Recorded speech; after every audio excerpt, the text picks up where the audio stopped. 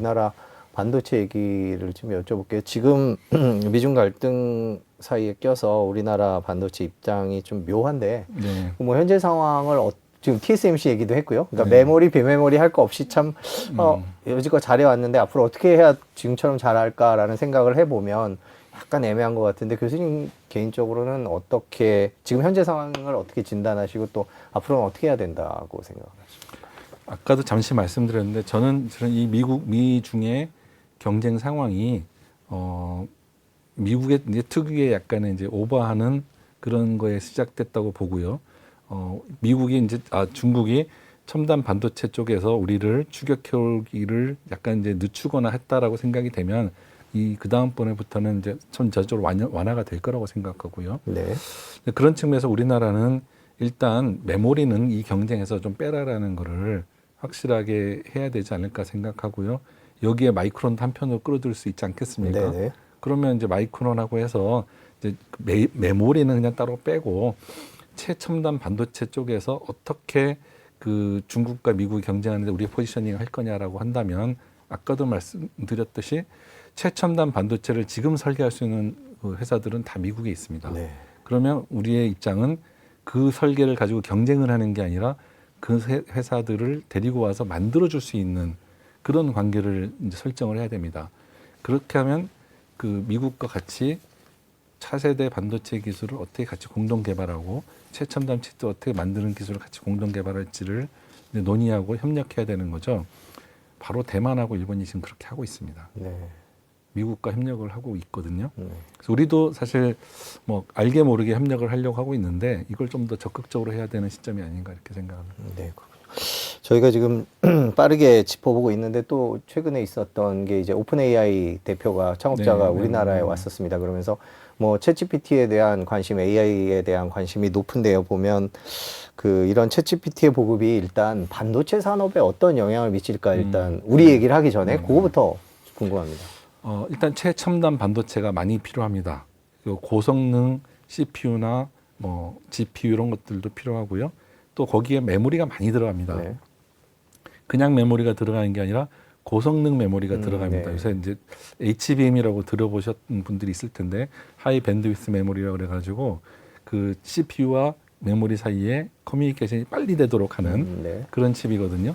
그런 이제 고급형 HBM을 쓰는 시장이 늘어나는데 불행하게도 아직 이 시장이 전체 시장의 몇 % 되지 않습니다. 네. 그래서 장기적으로는 긍정적일 것이다. 단기적으로는 큰 영향은 없다. 이렇게 생각하시면 될 것 같습니다. 우리나라 기업들은 네. 어떤가요? 당장 이제 말씀해 주실 때, 네. 그거 우리나라가 잘 만드나, 많이 만드나, 이런 생각부터 예. 드는데요. 그 HBM을 잘 만들 수 있는 회사는 당연히 그 우리나라의 기업들밖에 없습니다. 다행히. 네. 네. 그래서 그 HBM 시장이 커지면 우리나라 메모리 산업에는 굉장히 큰 도움이 네. 될 거라고 생각하는데요. 문제는 HBM을 쓸 수 있는 고성능 반도체를 만들 수 있는 캐파가 전세적으로 얼마 되지 않습니다. 우리나라도요. 우리나라는 아예 그걸 만들지는 않고요. 네. 그런 초고성능 그 반도체를 만들었을 때 GPU 같은 걸 만들었을 때 거기에 메모리를 넣어야 되는데 그 초고성능 반도체를 만들고 있는 지금 TSMC가 만들 수 있는 캐파가 한정돼 있습니다. 그럼 가격은 되게 비싼 가격은 부가가치임에는 맞습니다. 틀림없겠네요. 예. 그럼 결국에는 우리나라가 뭐 시장은 아직 작다고 말씀해 주셨습니다만 지금부터 투자를 늘려 나가야 되겠다 뭐 이런 결론이 나오는데요. 비싸니까. 그렇죠. 우리나라는 이런 부분을 더 잘하도록 하고 이제 미국이 첨단 그 설계 분야에서 그 경쟁국들의 추격을 방지하기 위해 노력하는 것처럼 우리나라도 이런 새로운 메모리 부분에서 이제 경쟁국들이 못 쫓아오게 하기 위한 조치들을 이제 해야 되는 거죠. 그 이제 뭐 저희가 이제 뭐 긴 시간 여쭤봤습니다만은 보면 반도체 산업과 관련돼서 우리나라가 지금 이런 상황에서 정부가 취할 수 있는 정책들은 어떤 게 있으면 좋을까요? 사실 우리나라에서 그 정책들은 지금까지는 기업들을 잘 도와주자라는 방향이었습니다. 근데 기업을 잘 도와주는 것만으로 하기에는 지금 현재 기업들의 상황이 녹록치 않은 게 반도체 경쟁이 이제는 기업 간의 경쟁이 아니라 국가 간의 경쟁이 됐거든요. 네. 그래서 일개 기업이 삼성도 일개 기업입니다. 이제 국가 간의 경쟁에서는 일개 기업이 감당할 수 있는 선을 넘어서고 있는데 우리나라에서는 아직도 기업이 다 감당하라라는 차원으로 국민들이 생각을 하시기도 하고 정부에서 그렇게 생각하는 부분이 좀 있는 것 같습니다. 그래서 그렇게 했을 경우에 과연 우리나라가 경쟁에서 이길 수 있겠는가? 우리는 사실 기업들 지원하는 것도 굉장히 힘들어하고 그렇게 하는데 그 일본 정부는 TSMC한테 2조, 4조씩 투자하면서 바로 공장을 짓게 하잖아요. 미국처럼 뭐 토를 달지도 않잖아요. 네네. 우리나라는 그게 굉장히 힘듭니다. 그런 상태에서 과연 경쟁력을 유지하기 할 수 있을까? 이렇게 생각해 보면 굉장히 어려운 일인 거죠.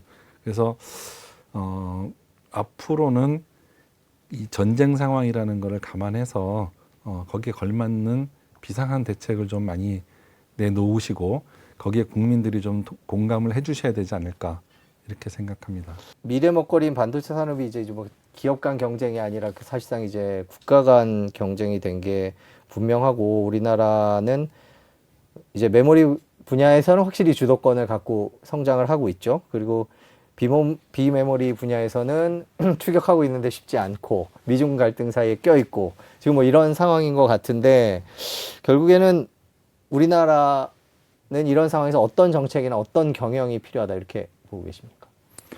예, 그 답을 드리면 이게 네. 사실 밀리언 달러 퀘스천이라고 이게 무료로 해드리면 좀 곤란한 네네, 예, 답변인데요. 예. 그 대신에 뭘 하면 안 되는지를 좀 말씀을 드리겠습니다. 우리나라는 1등의 함정에 빠지면 안 됩니다. 반도체 산업은 역사를 돌아보면 1등을 했던 회사는 항상 탈락하게 되었습니다. 예를 들면 벨레비 반도체 선두주자였고요. 그 다음에 IBM, 그 다음에 인텔. 근데 인텔이 예를 들면 90나노에서 한 10나노까지는 기술력으로 압도적인 1위였거든요. 네. 근데 지금은 TSMC나 삼성의 기술력을 못 미치고 있지 않습니까? 제조 부분에서는. 네. 메모리 부분에서는 NEC가 압도적인 1위였습니다. 근데 삼성한테 1위를 내주고 나서는 이제 뭐 무너졌죠. 네. 근데 삼성이 굉장히 특이한 회사인 거예요. 반도체 분야에서 엄청나게 오래 1등을 하고 있습니다. 네. 30년 가까이. 네. 근데 과연 그러면 반도체에서 1등하는 회사는 무너지게 되어 있다. 왜 무너지냐 하면 다양한 분야를 이렇게 1등을 하기 위해서는 다양한 분야에 미리 그 위험 요소들을 제거해야 되다 보니까 이것도 봐야 되고 저것도 보다 보니까 이 자원이 분산되고 또 1등을 오래 하다 보면 자만심도 좀 생기고 그 다음에 사람들도 좀 노후화가 됩니다. 그리고 잘한 사람들이 계속해서 위로 올라가면서 권력을 잡고 있으면 이게 또 이렇게 뭔가 좀 느슨해지는 그런 게 있죠. 그런데 그럼 우리나라는 어떻게 30년 동안 1등을 해왔고 그 1등을 하면서 이런 문제점들이 안 생겼을까? 사실 생기고 있습니다. 네. 그래서 그 문제점이 생기고 있기 때문에 우리가 TSMC를 제대로 못 쫓아가고 있는 건 아닌가라는 그 염려를 해봐야 되는 상황이라고 보고요. 저는 정부든 기업이든 우리가 1등을 해왔기 때문에 이대로 하면 된다라고 생각하는 그런 생각은 이제 버려야 된다고 생각합니다. 이대로 하면 제가 생각하기에는 단연코 실패합니다. 네. 지금까지 해왔던 거를 버리고 이제 새롭게 시작한다는 마음으로 새 출발을 해서 TSMC를 추격하고 메모리의 초격차를 다시 한번 이제 다져야 되는데요. 네.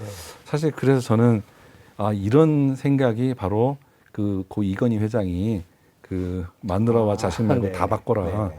라고 했던 바로 그때 그 상황이 아닌가라고 생각하고요. 그래서 마지막으로 드리는 말씀은 이제 우리가 하지 말아야 될 거는 1등의 함정에서 빠져나와야 된다라는 얘기를 드리는 걸로 마치고 싶습니다.